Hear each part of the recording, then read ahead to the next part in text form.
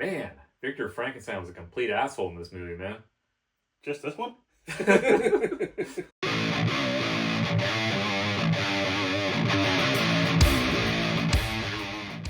Hey guys, welcome back to Fly By Night Reviews. I'm your host, Kiren. And Dom.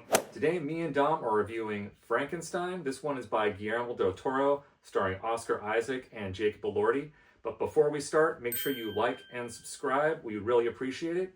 Dom, what did you think? I enjoyed this quite a bit, actually. There was a couple of little hiccups it had, but overall, I enjoyed Guillermo del Toro's directing style. Oscar Isaac's pretty much good in anything he does. And then Chris Alfonso, I'll watch anything he does. Yeah, I love that actor a lot. Yeah. He always brings a lot to the role. I also enjoyed the movie, but for different reasons. Going into this, I know Guillermo del Toro's style of filmmaking, Right? And I'm a huge fan of the Hellboy movies he did, Yes. and Pan's Labyrinth is that was probably really good. one of my favorites of his. I was kind of concerned because it was a Netflix production, and Right. I thought it kind of showed through in the earlier parts of the movie. Felt like they were definitely on a soundstage. Yeah, it's more of, I don't know if it's a Netflix thing or just a modern day filmmaking standard, but the movie looked really nice. It was a beautiful movie, very well lit, but Almost too polished in some points. yeah, it was kind of too clean, and I kind of blame that on the HD cameras they have now. Right. It kind of takes away some of the gothic feel overall. I mean, comparing it to Pan's Labyrinth. Oh yeah. It just felt a lot cleaner, more I don't know, how Almost a little too sterile, kind of. yeah. Yeah. And But that was one thing I was worrying about. I was kind of worried it was going to do that, and it kind of did. But the first half of the movie, I was enthralled. Uh-huh. And this movie does kind of do something different. It does tell the story in a different way, kind of Right. a Quentin Tarantino kind of way, where it has the ending is the beginning, and then it has the story with Victor Frankenstein, and then it kind of goes to the monster. Right. I kind of love the Victor Frankenstein part, but the moment it kind of went to explain the monster's perspective, I kind of I kind of sighed a little bit. See, I was the other way around. I liked the Victor side.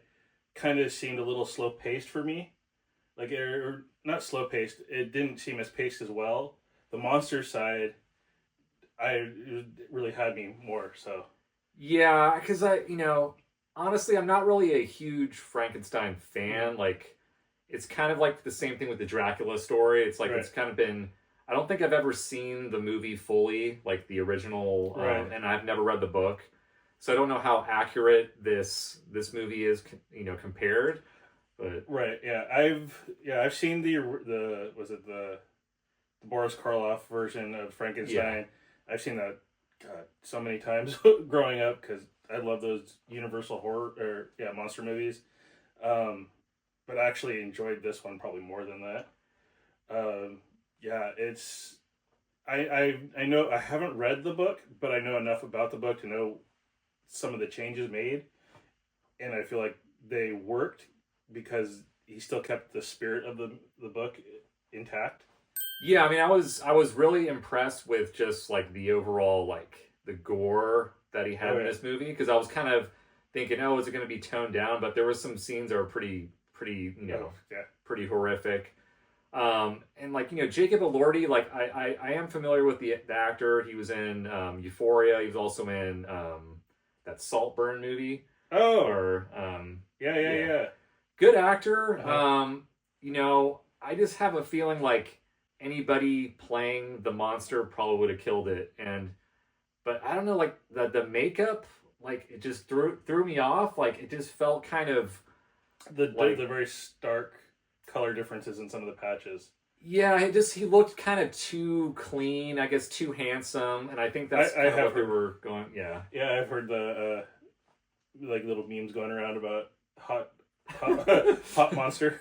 Yeah, it just felt kind of, because I know Del Toro sort of, he likes to kind of, you know, give the monster a more human side, which is cool because I've seen the Shape of Water, right? And it's kind of similar, and even like Hellboy, like, you know, Hellboy being kind of an outcast and all well, also stuff. if you look at the credits or anything like that, he doesn't refer to it as the monster. He refers to it as the creature. So yeah, it's a slight difference. So it's like he doesn't view him as a monster. He views him as something else more. yeah, and which I totally understand and I get. I just felt kind of like some of the scenes, especially like the you know, when Victor Frankenstein's just like a complete like a-hole in this movie, like, and I don't remember him being that much of a like asshole like in the previous movies that I've seen, but maybe I just haven't seen him in a while. But it just he seemed really cruel, and I think that was the whole point. It was like to make him some like, you know, very cruel kind of creator. Yeah, like a very very stern, very angry father figure. Yeah. So. But, you know, but overall, I did enjoy it. I felt like the 2.5 hour runtime could have been cut down a bit because I did feel the length a little bit because I was just sort of like, you know, looking at. I mean, I did start watching this at like 9:30 at night, so it was kind of a late watch. But I think overall, I really liked it. I just felt like it could have been a little bit more gritty, a little bit more less polished. I think had they filmed it on actual film, it probably would have given it something a little extra. Yeah, I don't know, because, you know, Guillermo del Toro, like, I feel like he's sort of going the way of, like, Tim Burton.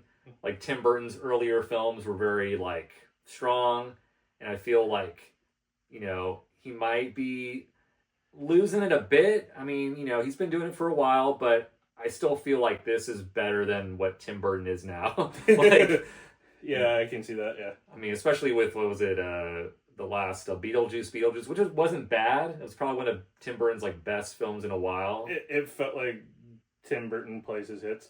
Yeah, exactly. Well, that's it for today's video. Hope you guys enjoy that. As always, if you like this video, be sure to like and subscribe below. What do you think of Frankenstein? What's your favorite adaptation of the book? Extra points if you say Young Frankenstein. yes, Young Frankenstein. That's a classic. I need to rewatch that one. But so good. But anyway, it was great chatting with you, and we will catch you next time.